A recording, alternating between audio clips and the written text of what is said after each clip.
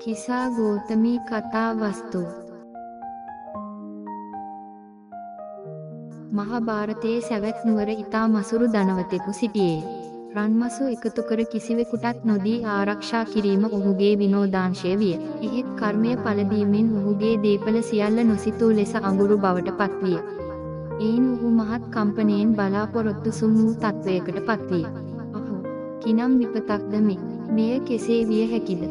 අපය මාගේ වස්තුව කියමින් විලාප දෙන්නට විය. ඔහු වහා ගොස් මිය මිතුරාට පැවසීය. මිතුරා ඔහුට මෙම අවස්ථාවෙන් ගොඩ ඒමට මාර්ගයක් පැවසිය. මිත්‍රය, ඔබ කඩමණ්ඩියට මේ අගුරු රැගෙන ගොස් විකුණන්න. ඔබට නැවත රන්කාසි ලැබේවි. විනාශයට පත් වූ ධනවතා තම මිතුරාගේ උපදෙස් ලබාගත්තේය. ඔහු කඩමණ්ඩියේ වෙළෙන්දෙකු ලෙස වාඩි වී අගුරු විකිණීමට බලා සිටියේ. එහි යන සෑම කෙනෙකුටම ඔහු තම අගුරු විකුණමින් සිටිනු දැකිය හැකි විය.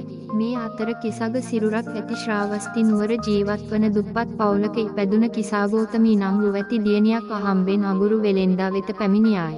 ඇය ඔහුගෙන් විස්තර ඇසීය. අසා ඇය අගුරු වලට අත තැබූ සැනින් ඒවා රන්කාසි බවට පත්විය. මෙයින් මහත් උද්දාමයට පත් වෙළෙන්දා කිසාගෝතමීව තම ලේලිය කර ගැනීමට විමසා නිවසට ගෙන ගොස් තම පුත්‍රයා ඇයට විවාහ කර දුන්නේය. ඔහුට පෙර ලෙස රන් හා රිදී භාණ්ඩ සියල්ල ඔහුට නැවත ලැබීම ඇයගේ පිනට සිදුවිය. කිසාගෝතමී පුතෙකු බිහි කළාය. එතැන් සිට ඇගේ මාමණ්ඩියගේ පවුලේ අය ඇයට ආදරයෙන් හා ගෞරවයෙන් සැලකීමට පටන් ගත්තා. ඔහුගේ උපතත් සමග ඇගේ ධනය දියුණු විය. එහෙත් නොසිතූ පරිදි කිසාගෝතමීගේ දරුවා රෝගී විය. මෙයින් ඔවුන්ගේ ධනයද ටිකෙන් ටික පිරිහෙන්නට විය. ඇය බොහෝ දුක් විය. අසරණ විය. දරුවා මිය ගියාය. ඇය මියගිය දරුවා ආදරයෙන් දෑතින් අල්ලාගෙන, අනේ මගේ පුතාට නැවත ජීවිතය ලබා දෙන්න බෙහෙතක් මට දෙන්න කියා නොනවත්වා මුහුණමින් වෙද ඇදුරන් වෙතට ගියාය.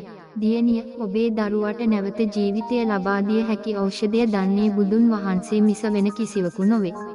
ඇත්ත වශයෙන්ම දෙවියන් සහ මිනිසුන් අතර ශ්‍රේෂ්ඨතම පුද්ගලයා වන බුදුන් වහන්සේ ජේතවන ආරාමයේ වැඩ සිටිති. ගොස් ඔහුගෙන් අසන්න.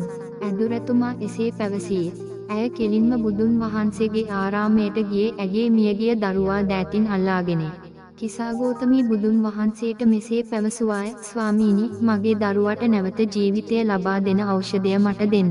ගෝතමී, ඔබ ඔබේ මියගිය දරුවාට නැවත ජීවිතය ලබා දීම සඳහා ඖෂධ ඉල්ලා මෙම ස්ථානයට පැමිණීමෙන් නිවැරදි දේ කර ඇත. දැන් සැවැත් නුවර සෑම නිවසකටම ගොස් කිසිදු මරණයක් සිදු නොවූ පවුලක නිවසකින් අබ ඇට ස්වල්පයක් ඉල්ලා මා වෙත ගෙනෙන්න. කිසාගෝතමී සිතුවේ අබ ඇට ලබා ගත්තොත් ඇගේ පුතා නැවත ජීවත් වේවි කියයි.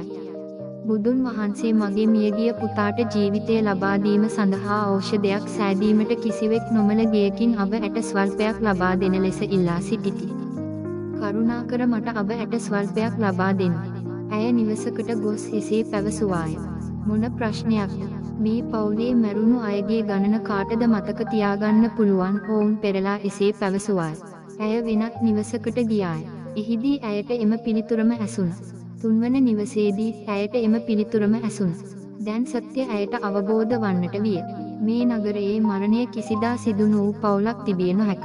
ඇත්ත වශයෙන්ම ලෝකයේ උතුම් වන බුදුන් වහන්සේ එය දැන සිටියහ. ඇය තුල චිත්තවේගීය ආගමික පිබිදීමක් ඇතිවිය. ඇය ගම්බද ප්‍රදේශයට ගොස් ඇගේ මියගිය දරුවා එහි තබා මෙසේ පැවසුවාය, ආදරණීය පුතේ, මවක් ලෙස මරණය ඔබට පමණක් පැමිණ ඇති බව මම වැරදියට සිතුවෙමි. නමුත් මරණය සෑම කෙනෙකුටම පොදු බව මට දැන් වැටහි. ඇය බුදුන් වහන්සේ හමුවීමට ගියාය. ගෝතමී, තම දරුවන්ගෙන් සහ ධනයෙන් මත් වී සිටින සහ තම දේපලවලට ඇලුම් කරන තැනැත්තා නිදා සිටින ගමක් විශාල ගම්වතුරකින් ගසාගෙන යන්නක් මෙන් මරණය විසින් රැගෙන යනු ලැබේ. කිසාගෝතමී බුදුන් වහන්සේගෙන් භික්ෂුණියක් වීමට අවසර දෙන ලෙස ඉල්ලා සිටියාය. බුදුන් වහන්සේ ඊට එකඟ වූහ. කිසාගෝතමී තෙරී සියලු මානසික ව්‍යාධි දුරු කර අරහත් භාවයට පත් වූවාය. කිසාගෝතමී ඇගේ පෙර භවයේ අපේක්ෂා කළ පරිදි ඇගේ මුළු භික්ෂුණී ජීවිතයම පහත් සිවුරු වලින්, එනම් පහත් රෙදි වලින් සාදන ලද පහත් නූල් වලින් මැසූ සහ පහත් සුදුමැලි පැහැයෙන් වර්ණ ගැන්වූ සිවුරු වලින් සෑහීමට පත්වීමට කැප කළාය. එබැවින් එක් අවස්ථාවක බුදුන් වහන්සේ ජේතවන ආරාමයේ වැඩවසන කාලය තුල කැපී පෙනෙන භික්ෂුණීන් නම් කරන විට උන්වහන්සේ මෙසේ ප්‍රකාශ කළහ, භික්ෂූනි, පහත් සිවුරු වලින් සැප විඳින මගේ භික්ෂුණී ශ්‍රාවකයන් අතර භික්ෂුණී කිසාගෞතමී ප්‍රමුඛයා හේතදග්ග වේ.